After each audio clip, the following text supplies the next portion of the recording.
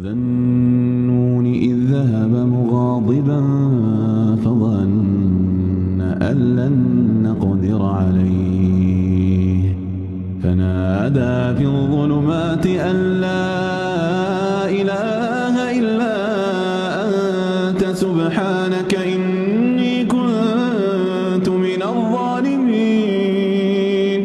और ज़ुन्नून को याद करो जब वो अपनी कौम से नाराज होकर गुस्से की हालत में चल दिए और ख्याल किया कि हम उन पर काबू नहीं पा सकेंगे। आखिर अंधेरे में खुदा को पुकारने लगे कि तेरे सिवा कोई माबूद नहीं, तू पाक है और बेशक मैं कसूरवार हूँ। فاستجبنا له ونجيناه من الغم وكذلك ننجي المؤمنين। तो हमने उनकी दुआ कबूल कर ली और उनको गम से नजात बख्शी और ईमान वालों को हम इसी तरह नजात दिया करते हैं।